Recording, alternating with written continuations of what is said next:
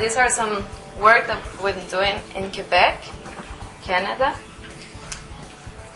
So we're going to start with an overview of the Quebec swine industry, production. And I'm going to talk about the application of the PADRAP tool in Quebec and its results, and some conclusions and recommendations too. So the Quebec swine production has in total 3,000 sites. The 66% of the sites are nursery and grow finish premises. And the total of sow premises, 1,000, mostly are farrow to feeder or farrow to finish sites, 70%. Our sow inventory, 350,000 sows in total. And the herd size, we can see that mostly are small herds. They have less than 600 sows. And the largest sow unit has 2,700 sows. So they're not as big as in the US. And the number of enterprises, we have 1,450 enterprises. So this represents the P factor, people factor, that we have learned yesterday and today. So there's a lot of decision makers we have to convince to integrate regional control projects. The proximity of the farms plays also an important role. We can see that 50% of all sow sites have at least 2 premises with nursery or grow finished pigs within 1 kilometer radius. So here's a map. Quebec produces 7.8 million pigs per year. So here we can see the distribution of those pigs. We can see the swine dense areas. There's La Naudière, Saint-Hyacinthe, and La Beauce. And according to a geolocation database from the Ministry of Agriculture, here's the most dense swine area in Quebec.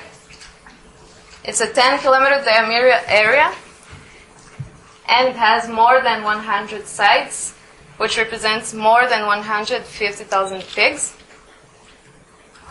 And this area is situated at La Beauce. So here there in La Beauce, we have some projects. There's one vaccination project with an autogenous vaccine. And we register and monitor the outbreaks. So here's the point of this slide, is to show you the number of outbreaks in this area. So we had 40 participating farms. In a period of 2 years, 2008 till this year, we had 41 outbreaks. So the probability of having a break is 50% per year. In other words, 1 every 2 years. But this is the theory, and the reality. There you can see that some of the farms had no outbreaks, and some other were unlucky and had 2 or 3 outbreaks in this period.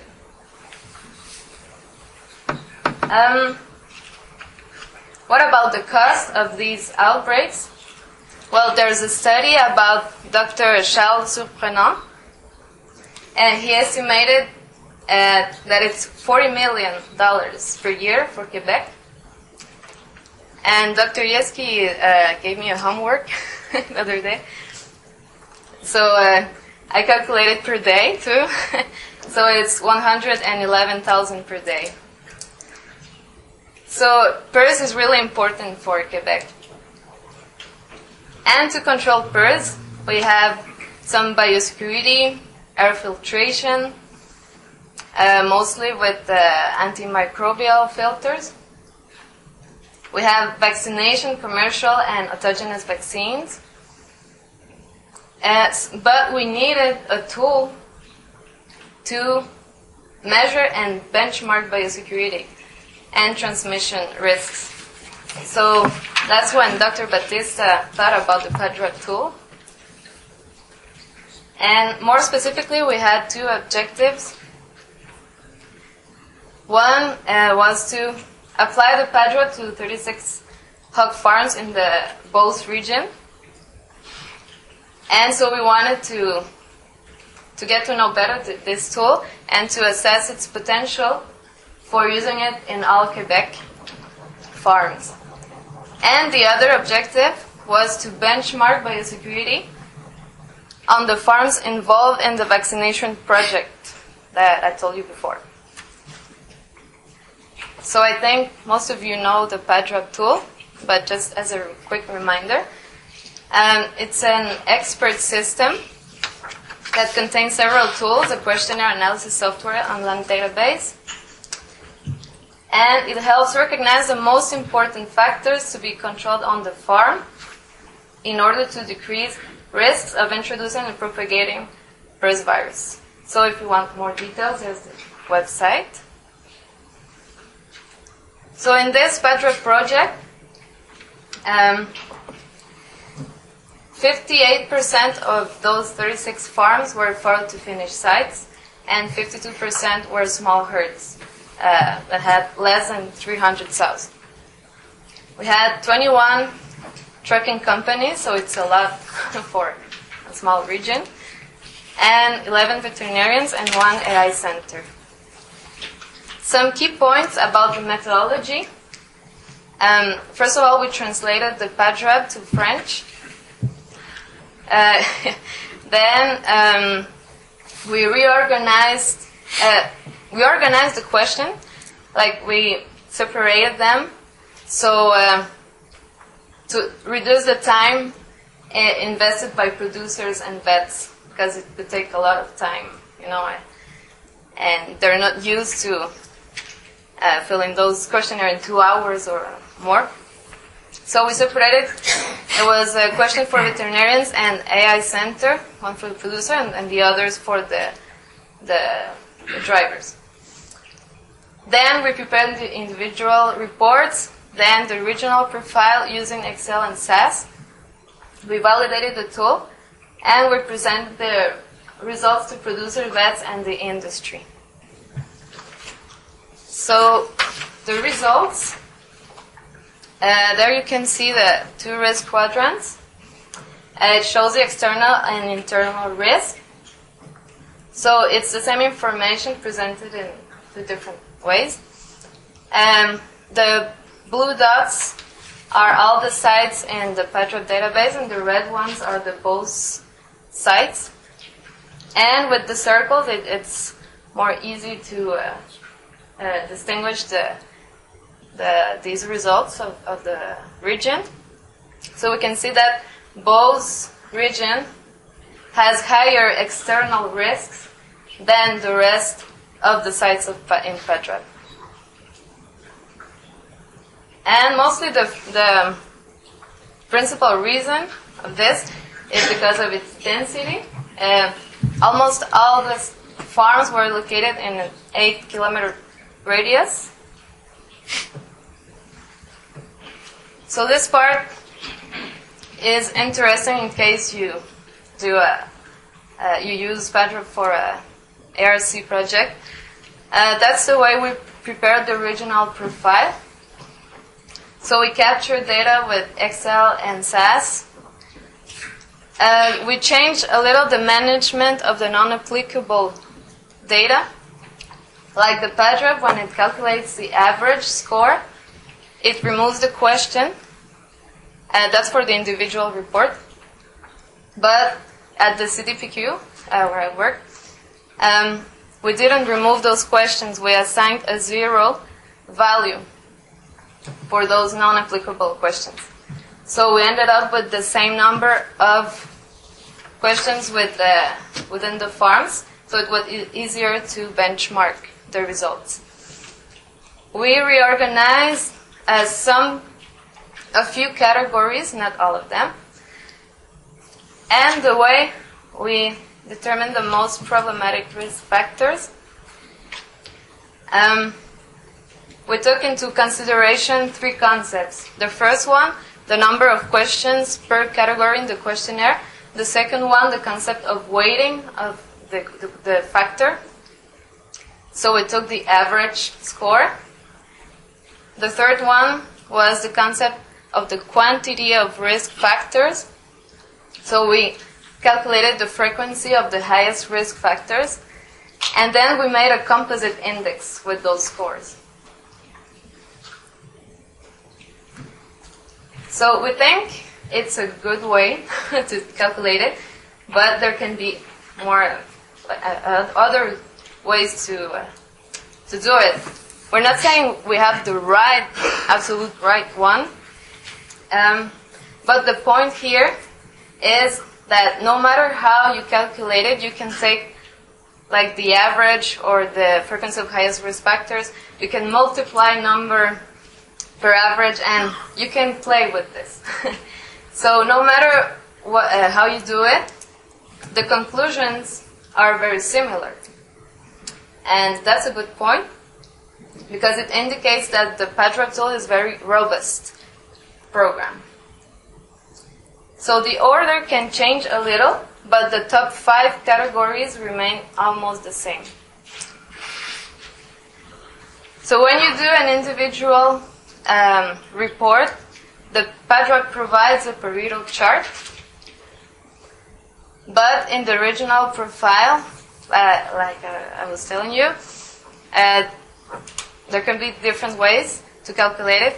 So we really agreed about the top 5 factors, but there's still some questions about the order of the importance of those factors, of those categories.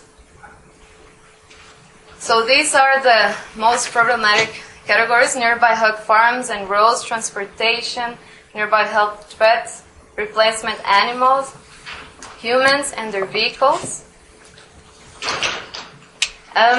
We also have created a database. When we organize the answers the way PADRAP calculates it and the way we calculate it. So we have the answers, the frequency, categories of low and high risk, the average. So we have a lot of information here in the database that is available if we want to see more details about it. So after we found most important problems, what is Quebec doing to solve them? Well, we've been blessed because indirectly there have been a lot of initiatives that are helping to improve the situation. The Canadian Swine Health Board has been working a lot in biosecurity. So we just had our national biosecurity standard. We have visual material to educate producers about biosecurity. We are working on a self-assessment guide to compare biosecurity protocols on farm with the national standard. We have working on a multidisciplinary tool that takes consideration of health, technical, and economic approach. There's some project about transport, strategies of health stabilization, a project of geolocation of swine herds. We're working on air filtration, mostly with the Nuveco filters, antimicrobial ones. So there's project to reduce the cost, to optimize ventilation, air filtration, improve the backdraft control. We also have an air filtration guide that will be available next year in January. And some committees to improve the management of emerging and exotic diseases. And for the regional birth control, we're planning to do 5 feasibility studies next year in 5 different regions. So as a conclusion,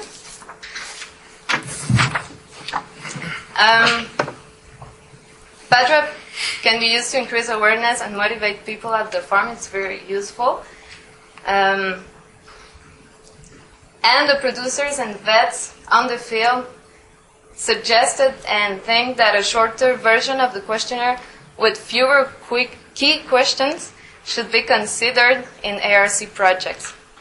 So we're really dreaming about the mini PADRAP version with the benchmarking capacity,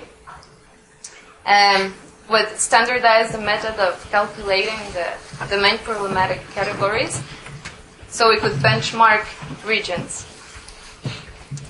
And like it says in, like we've been learning about change, and so like it says in quality management, when you've done all the steps like plan, do, check, act, you can replan things based always on standardization, and so it makes a continuous improvement cycle. So even though we have an excellent tools, excellent information, there's always room for improvement of science, of math and stats models, and tools for regional control of diseases.